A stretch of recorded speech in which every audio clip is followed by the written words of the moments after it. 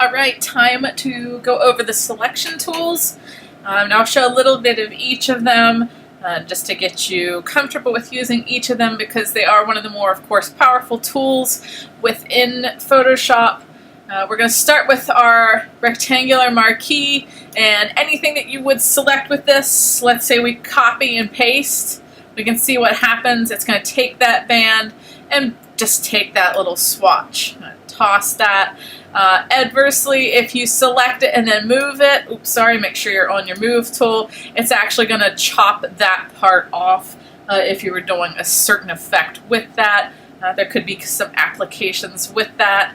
While on your marquee, if you hold down your shift key, it's going to turn into a square.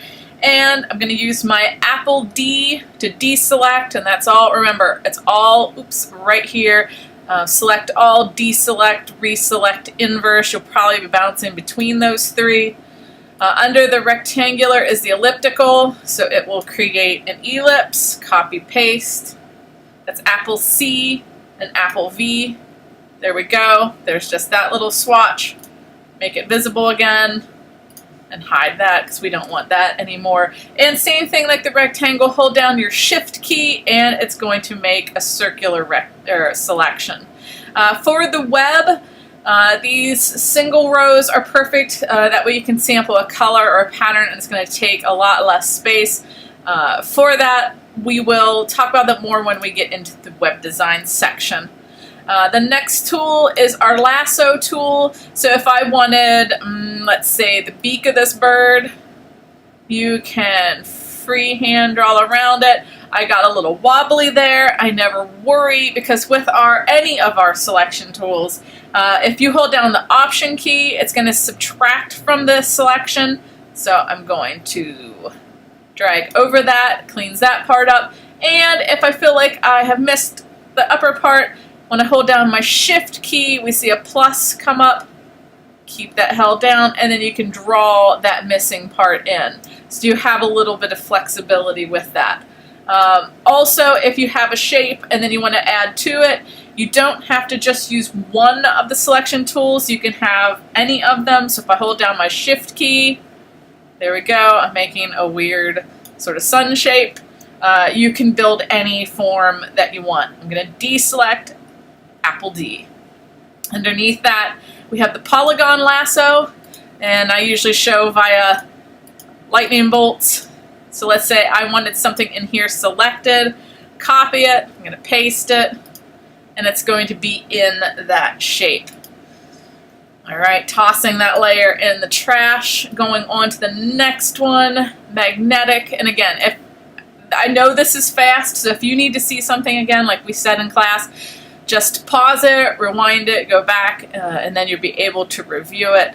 The magnetic will trace roughly around the edge of whatever form you're tracing. You don't have to be completely, accurate. It will do a pretty decent guess, except for right there, of course. I'll just grab the feet. This one's going to take some cleanup. I'm not going to grab the other foot just for demo's sake. Alright, wrap it up, and you're like, no, it's messed some of the parts up. That's okay. Switch back to the regular lasso, and then just shift add it in. You need this subtracted, so hold down the Option key, and then it'll clean that part up. So you're going to be bouncing back and forth between the Option and the Shift according to your needs. So just hold down with it while you're making that selection, and it'll clean it up exactly how you want it. So if I was to copy and paste this one, the bird's basically by himself, albeit not maybe the cleanest, but at least we have something. While you're doing this, you'll be working a lot slower than I will, which when I am working on my own personal projects, I'm not flying through it like this, but it does get the idea. Now we have our quick selection and magic wand. When you have a plain background, the quick select is pretty nice. I have a huge tolerance on that. I'm going to turn that down to 32, which is usually what your computers come with. And it grabs most of the background. I'm going to hold down my shift and grab that. If you don't want it to grab everything, you can turn that off and it'll grab everything in that color. So whether you want the contiguous or not, it'll make your decision. I had a plain background cat. I'm just going to pull this out. The magic wand is useful for situations like this where it's a really plain background. So when you click on it, you will be able to grab a big area fast. Now this area here did get blended in because our tolerance is only set to 32. So if it's close to the tone that you've clicked on, it will grab that. So you guessed it, go back in here, hold down that option key. And it might take a while to get used to which tool does what when you're using these, but that's okay. Just float with an undo. Like let's say I accidentally went this way. It's going to add it to it. Just undo it and you'll be fine. You can keep clicking with this. Hold down your shift key. It's probably going to keep grabbing more. Or I'm going to do an undo. Let's take that tolerance down just a little bit so it's not grabbing quite so much. And you can see that's already working a lot better. All right, and then grab the inside, etc., etc. Grab this part,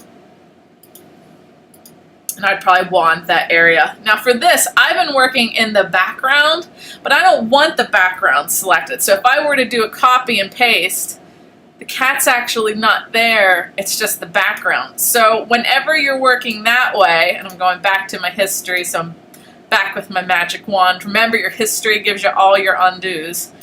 Besides just one. I don't want the background, I want the cat selected, so you have to do the select and inverse, and that's the shift command I. So now if we were to copy and paste, hiding that layer, it's just the cat. And there's of course some cleanup, but what's nice with the plain background is you can get it sort of isolated a little bit faster than something that has a more colorful background like this. And our other one like this, that's just a modeled sort of style. So when I am working, I do try to look for the plainer backgrounds just to make the day a little bit easier. As well, we have underneath there the quick selection tool, which I think is default on top for you guys. So you might see this one before you see the magic wand. This one, when you paint over it, you can see what happens. It will, and we'll have to clean that part up. I'm not a huge fan of this with the plain backgrounds, and you can see there is some cleanup. There we go. And then I'd have to go in, do the usual. This one would be a subtraction, and I'm not going to worry about the fuzzy details for now. And sometimes when I'm doing the cleanup, I just take it through large swatches. That way if something messes up, I'm just doing one area at a time and it sort of builds up. For this one, the magic wand is a lot faster and you're going to get those little fuzzy details. But if you're in something like this, it does come in handy because then when you paint, it is grabbing the bulk of it a little bit faster. Just grabbing, and then it gets that part isolated. So again, this is the background, but we're going to want the foreground. So I'm going to select an inverse. Now we are missing some of the nose on this one, so I'm just going to go back to my regular, and you get the idea. You're bouncing back and forth between these tools quite a bit. And I don't like the bottom down here either, so let's just clean that part up. So copy, paste. There he is, sort of floating by himself. Now, the idea was, I was thinking I was going to put the cat, I'll just paste it. Oh, it's so tiny, because this other photo is 70 by 50 roughly, so this is a huge one, and this is an average-sized photo. But I was thinking it might be nice to have the bird's head to be replaced with the cat's head, so it sort of looks like it's a cat bird, essentially. What we ended up doing in class is we did a sort of sampling of the top, but since this has a little bit of a variation, I will go over the content aware, and also, like we said in class, sometimes it works great and sometimes it's a disaster. So usually what I have people do is just do a test of it to see how it functions for you, and if you like it, you can keep it. If you don't, I'll show you the alternate. I'm just going to sample that, so I do have that for later down the line. I'm just grabbing that color there. All right, so since the cat head is probably going to be extending here, I'm going to have to add a little bit more to my canvas. Under image, we see image size and canvas size. Image size is giving you the information for the overall photo. So we really wouldn't need it 72. That's a little bit crazy. Let's just chop it in half, and even that's quite large, and I'm okay with that. And so the whole photo changes the size. There's our cat, so he's still there. But I want to add a little bit more to the top, so I actually have to change the canvas size. So I'm going to go back into that, go to canvas size, and slide this over so you can see. So the width is fine, so I'm not going to touch that, but I need to add more to the height. I might add 5 more inches. That sounds pretty decent. This anchor point tells you how it's going to expand. So in this case, it's going to divide it in half. So those 5 inches, 2.5 is going to be to the top, 2.5 is going to be the bottom, and it's going to show the background color. And I'm just going to hit OK with this, even though this is not what we're looking for. 2.5, 2.5. But we want the bird floating at the bottom. So I'm going to do an undo. I'm going to go back into canvas size, add that 5 inches, but I'm going to click on that bottom middle. So what this is saying, it's going to add those 5 inches up top, and the photo is going to be anchored towards the bottom. So when I hit OK, there we go. So now we know we would have enough room for the bird. So now the quandary is going to become, and we might have a couple options with this. I'm going to see how the content fill works. If I don't, or the content aware fill. If I don't like that, then I'm just going to go in and I might just add a gradient for something like that, or paint a little bit on this side, paint a little bit on that side, paint the middle. But it will give a little bit of options for you so you know what to do in the future if this comes up. So I'm going to go ahead, I'm going to grab my magic wand, and I'm going to click on the background, this portion here that we just built. And I'm hoping that it's clever and it matches this part. Let's find out. Under fill, under the edit menu, let's slide this over so you can see. Right now it's saying it's the white. What I want to change it to is content aware. And like I said, this might be great or it might not. Sometimes it works, sometimes it doesn't. Actually, that looks pretty decent for once. Maybe not the best, but it will actually do the trick. I think I'll show the other way just so that you have both at your arsenal. Under our select menu, and it's also, where is it? It's not under select, sorry, it's Apple H. Let's just go with Apple H. Hide extras. That way you're going to get a preview of that. And you want to see if it's going to function or not. So it's going to preview, and I'm just undoing to decide. The thing I'm not quite digging is whatever sort of rasterization's happening here, because I can see it. Now maybe I could just blend it or smudge it out. That could be another option.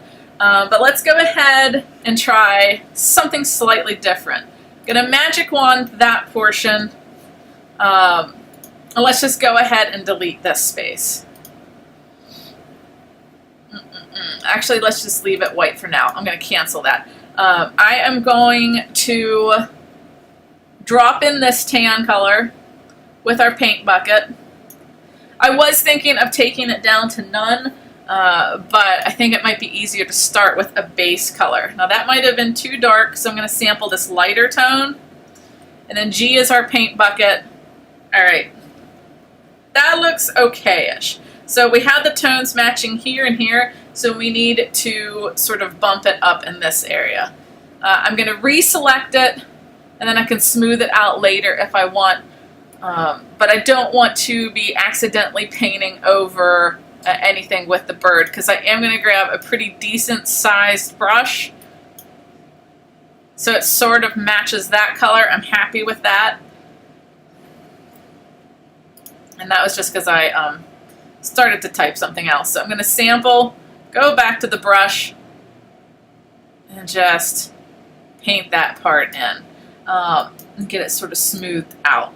You might have to hit that mid-tone there and do the same thing. Eyedropper, select over here, B is brush. And so you can go up in swatches like that, eyedropper, B for brush, and then you can see the two are starting to blend. I would make this a little smaller now. That's a little too small. All right, that's not too bad. Oops, I did it again. There we go, hit my eye, sample, B, brush. That was a great sampling there. Eyedropper, B, brush, and you're just sort of painting it back in. Now in that part, it looks like it covered it over a little bit, so now we're just going to sort of freestyle a little bit. I'm going to take the opacity down even more. There we go, and it's going to start smoothing that part out a little bit. And I would grab the color here, and since we have the opacity down, do the same thing here. So they start to look like they're blending together. I would do a little bit more work here. Eyedropper, take that brush opacity back up. And again, I'm just hitting B for brush, and it's making it a little bit faster for that. And I would keep smoothing it out. Remember with your brushes, this is soft and this is a hard edge. For something like this, we would want the softer edge. Overall, that's okay. Sometimes what I'll do is toss an extra layer on top, sample one of the sort of mid-tone colors, maybe around there. And this is going to be completely up to you. And sometimes I'll toss a gradient over that, a little bit more, and then it sort of smooths that part out, and then you have control over that layer. So maybe you want it less opaque, more opaque, but it will help sort of soften up whatever you have done. One thing we have not covered in class that will come up here, whenever I do an effect like this, I do like to merge those layers. So all of our commands for our layers are over here, and it's Command E, merge layers, and now those two are one. So it's going to make it a little bit more manageable when we're working. Alright, so to actually blend the cat head, and V is our move, so I want to go in here and sort of move him around. V is going to move it around. Free transform is going to do our resizing. Now for this one, you need to decide as it looks like it's going to sort of go off the shoulders. And we do have to clean up that background like we did in class, so we'll have a little of that. I'm going to OK this one for now by a double click. Go into my opacity for this layer and just sort of eyeball it and see what I think of it.